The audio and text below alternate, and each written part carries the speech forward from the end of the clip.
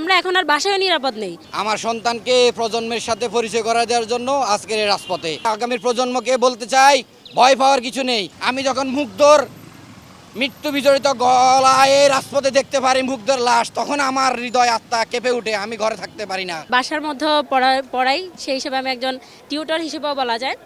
তো আমরা আসলে প্রথম দিকে আমাদের শুধুমাত্র কোটা সংস্কারই ছিল, এছাড়াও অন্য কোনো দফা ছিল না। কিন্তু সেটা এখন এই পর্যন্ত কেন এটা গণহত্যার মধ্যে পরিণত হলো, এবং সেটা কেন এখন আমাদের শুধুমাত্র একটাই দাবি যে ওনার পদত্যাগ চাই, এতটুকুই আমরা চাই। এতটুকু কেন চাচ্ছি, অবশ্যই এতদিন পর্যন্ত যে গণহত্যাটা চলে আসছে সেটা আমাদের আর সহ্য হচ্ছে না, এবং আমরা এখন আর বাসায়ও নিরাপদ নেই, রাস্তাঘাটেও নিরাপদ নেই। যেখানে আমরা শিক্ষিকা হিসেবে বা ছাত্রছাত্রী হিসেবে আমরা যে একটা প্রাউড ফিল করতাম, এখন সেটা বলতে আমাদের ভয় হচ্ছে। কারণ আমাদেরকে ধরে নিয়ে যাবে, অথবা আমাদেরকে যেভাবে হোক ওনারা হয়তো জেলে নিয়ে যাচ্ছে, ধরে নিয়ে যাচ্ছে, অথবা ঘরের ভিতরে আমরা এখন নিরাপত্তা নাই। সেই নিরাপত্তাহীনতা থেকে আমরা আজকে এখানের মধ্যে এসে দাঁড়িয়েছি।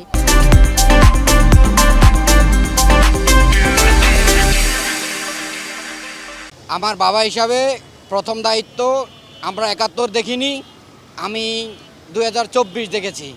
আমার সন্তানকে প্রজন্মের সাথে পরিচয় করা দেওয়ার জন্য আজকের এই রাজপথে, এই রাজপথের আন্দোলন আমাদের সন্তানদের রক্তের রঞ্জিত এই রাজপথ আমরা কখনোই ছাড়ব না। আমাদের সন্তানদের বিচারের সুষ্ঠু বিচার, আমি আমার সন্তানকে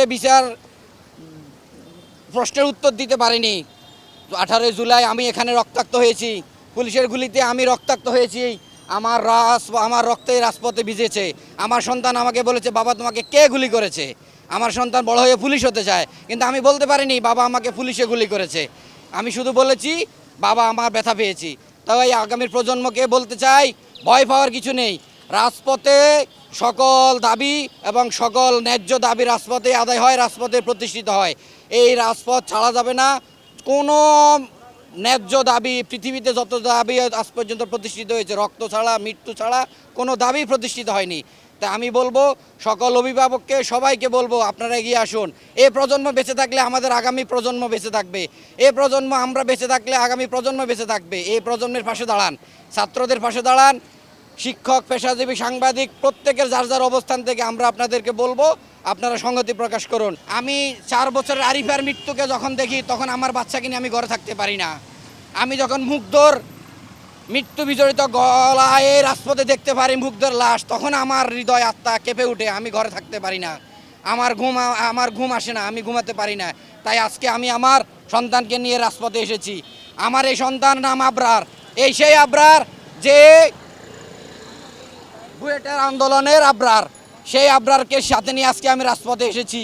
এই রাজপথের দাবি কখনোই বৃথা যাবে না, আমাদের দাবি নিশ্চয়ই প্রতিষ্ঠিত হবে।